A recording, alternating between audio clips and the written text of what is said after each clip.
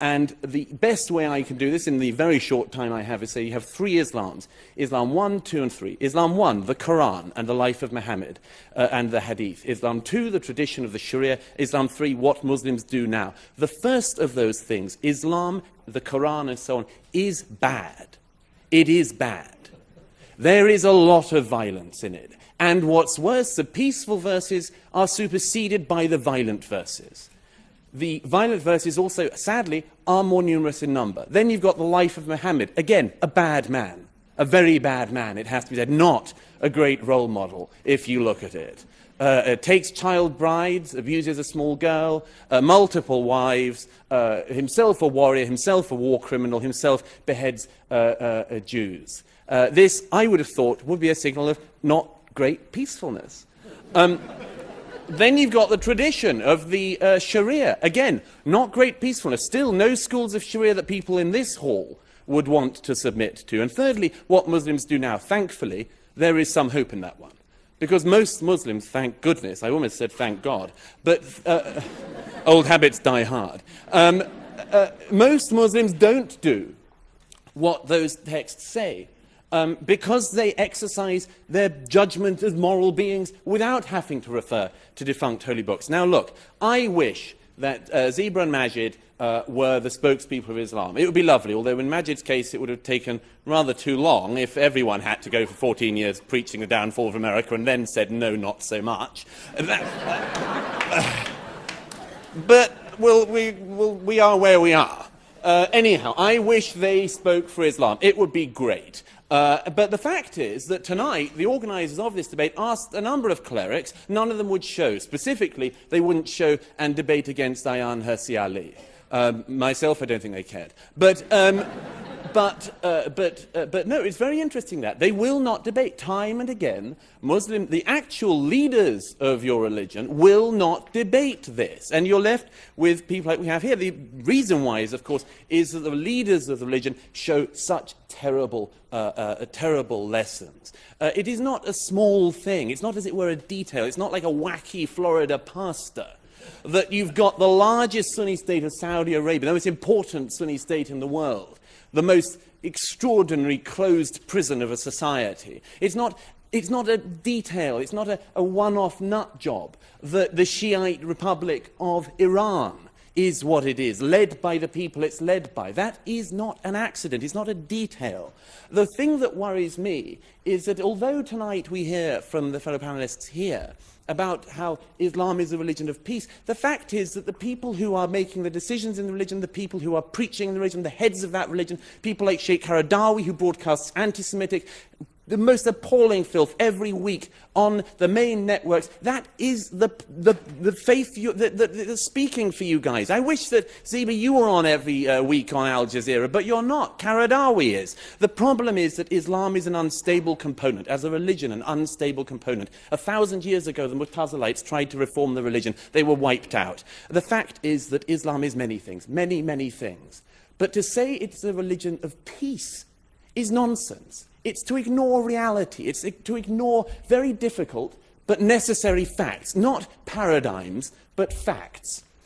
To say that Islam is a religion of peace is to say something based entirely on hope. It's to elevate a hope into truth. And I hope, as you all know, history teaches us that's a very bad thing to do. Thank you. Thank you, Dr. Smart. Yes, we read things in their context. I mean, you read Chaucer in context. Chaucer doesn't have followers. He doesn't have 1.4 billion people who believe everything. Sorry, I quoted Martin Luther, not Chaucer. Or are meant to believe everything. I suppose Martin Luther does have followers. If you allowed me to speak, I'd address your Luther point. Yeah. I'll get there, I promise. Right. You don't have followers of Shakespeare who insist on, or are meant to be insist on line by line following everything Shakespeare did and believing everything he wrote. That's because it's literature. Actually, what's happening, Majid, is you've put your finger on the problem. Absolutely. It's not us that isn't the problem. applying the rigorous critical faculties. We're applying them to the Quran as we would to any other work of literature. You're not, because you can't. And the final thing on that, if Majid... What do you mean that he can't? Well, because Majid knows very well. Now answer Majid's Please. Yes. And then I want to bring in Zeba. If there were currently Lutheran, there are Lutherans around, you meet them occasionally in Scandinavia and so on, very nice, very nice it is, and peaceable guys they are by and large. If, however, there was a large proportion of Lutherans somewhere in Scandinavia that started blowing up non-Lutherans, or no, sorry, let's be absolutely right, started massacring peasants, do you think that people would say, hang on a minute, let's not criticise Martin Luther, he did that by the standards of his time, we shouldn't criticise his followers all that much, we shouldn't point out what he said and so on. No, we just say, you know, don't go and massacre peasants, full stop. It was rubbish at the time, it's rubbish now, it's the same with the Quran. But don't we get back to one of the core problems which you still haven't addressed, which is the life of Muhammad and his teachings, which is as follows, is that if a Christian group decides to go back to the teachings of Christ, you know, the worst stuff they find is the Sermon on the Mount of Olives.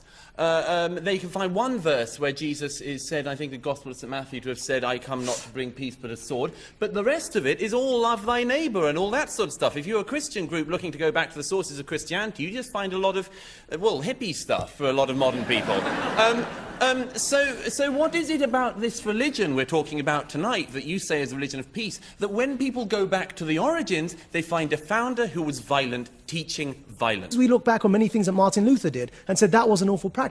But we don't judge these men by the standards that we have today. Let's bring in Douglas Murray. No, we do, and we should. We should, Majid. And may I say, it's a bit too cutesy to compare a man who raped a 9-year-old girl repeatedly with men being, you know, kind of, you know, the wife's a bit of the master of the household and so on. A bit too cutesy and a bit too much avoiding the issue, which is this, that this is actually a very real concern which doesn't just apply in mid-7th century Arabia, but today, here and now, in Britain, in my own country. We now have, thanks to, to an arbitration act put into a law in the 1990s, whereby people can have civil disputes arbitrated under laws that they can decide on, that we now have Sharia courts in Great Britain. And the Sharia courts that in Great Britain are operated by people who are actually clerics. They are religious authorities. There's one at the moment, you know, whom, well, Siddiqui in Leicestershire. Now this man runs a set of Sharia courts. A couple of years ago, it turned out that we found out a little bit about the sort of thing he was deciding. And sadly, again, it's not reformist stuff, because when you go back to the Sharia, people take the lessons from it and they make judgments like the following. Six women who had gone to the Sharia courts because they were being physically abused by their husbands.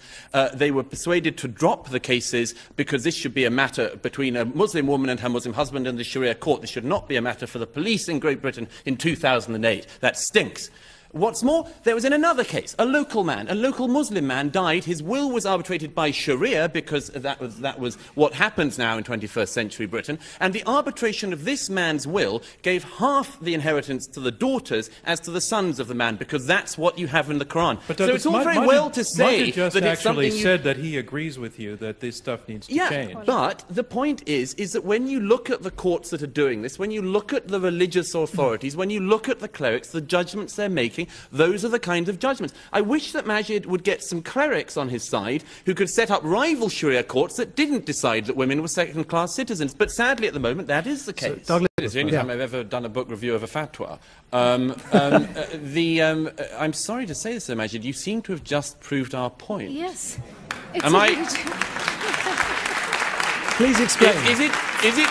I mean, I'm very grateful. It's a very important and very interesting question, why more people don't stand up. I much admire Al-Qadri for that fatwa, as I have other people who have stood up. But the number of times I've spoken to clerics behind closed doors and so on, and you say, why aren't you saying anything? They say, because if I do speak up, I'll be killed. Well, I address you again, ladies and gentlemen, to the motion. No, but hold on.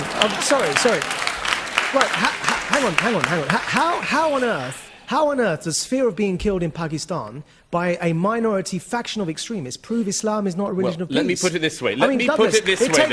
No, sorry, I've got to... Because really, what you've just said is really quite absurd, and I've got to clarify. It takes one person to kill all of us here. One person in a suicide bombing. Now, if we were scared of saying what we're saying now because of that one person, it doesn't mean all of us love war and hate peace in any way whatsoever. It means we all fear that one person who could walk through that door with a suicide bomb jacket strapped to his chest. If we were That's discussing argument, Quakerism here tonight, does anyone think that when a Quaker said, I'm quite fearful about speaking up against certain things in my faith, come on, this only happens with Islam. There is no other major faith in the world today where it is the case that people are fearful of addressing religion because they're afraid they'll be killed. It's only Islam, and we're saying there's a reason. Being killed by a... Douglas. That is an important one. Ayan and I and people who make some of the points we make are often accused of taking bits of the Quran out of context. I think you've just seen a very good example of it from the other side.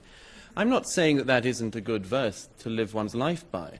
One cannot just simply quote the verse about there being no compulsion in religion as though it doesn't have the other ones either a without follow-on. context. It has as though it doesn't have a follow-on. And as as Ayan has just showed you, it has a follow-on. So I think this gets back to the very important question the lady halfway back there made, which is whether or not this can be a religion of peace. I believe it can be. And when I said earlier there are three types of Islam I identified, I said the first one, the scriptures, the life of Muhammad and so on, bad. Second one, Sharia, interpretations, bad. But thirdly, the way Muslims live their lives today, in this country and countries like it, that is our source for hope. And the source of hope for that is that they individually use, like many people do religion. I'm not a religious person, Ayan isn't either. But we recognise the fact that people of religious faith have the right to that faith, should practice that faith, should have no fear of practicing that faith. There's no problem with this. But it's a private matter, and one which people come to very strange private arrangements about. And I just wanted to add this, which is that if those people are going to be able to reform that faith into the religion of peace you're talking about, then yes, we would be the first people to encourage them. But if we're going to have that debate, as I hope we've shown tonight, it has to start with honesty. Let's do one more round of questions. It has to start with frankness. We have, Donna, do we have... Douglas Murray. I do have to. This is a very, very complex one, but this has to be said. Majid's just given the comparison with the Founding Fathers, and there has to be some clarity about this. This country rightly reveres your Founding Fathers, but you don't think that their word was immutable or unchangeable. Yeah. You don't believe, I don't know, I don't think that anyone in this room who criticised Mr. Jefferson now here tonight will be declared an anti-American apostate who can be fit for slaughter. The problem that our opponents have to address, they have to address this, is that in a religion which is based on the idea that the Quran was dictated direct by God to Muhammad, and that therefore if you are criticizing the Quran or throwing out bits or pulling it apart, like most Christians and Jews have come to that stage, but pretty much you pick a mix with your holy scriptures, and it's quite a good, humane way around it. But with Islam, if this is the revealed word of God, revealed, it has to be said, as it was shown again earlier tonight, in a particularly obscure and unreadable dialect, which, if it was meant to be understood by the whole of the world, it's a bad place to start. If this were the case, then, as I say, we come back to this problem. The Founding Fathers said many great things and did some bad things, but you are not committed as Americans not to criticize the bad things they did, and this is a problem our opponents are going to have to address. And thank you very much. Our motion is Islam is a religion of peace, and here to summarize his position against the motion, Douglas Murray, best-selling author, founder, and director of the Center for Social Cohesion. Thank you. Well, thank you for a very enlightening, I think, debate tonight. I think we, on this side, made it very clear that we don't think there's a fight between Islam and the West, or Islam and civilization, or anything else like that. We've made a very clear set of points tonight. And one of those points, which I hope people will bear in mind, is we have said repeatedly that it is in Muslims and their critical faculties, Muslims and their behavior, Muslims and their faith, that we have hope. And it is in people like you that we have hope for the future. And if the motion were that Islam a century from now could be a religion of peace, and people would be quoting Ziba and Majid and seminal moments like this, and that they had learned from it, well, that would be terrific. But at the moment, tonight, you're being asked to vote on whether Islam is now a religion of peace. Is Islam a religion of peace? I think it is very clear that it is not. This does not mean, of course it doesn't mean, that Muslims are all violent. We would never make that point. We never have made that point.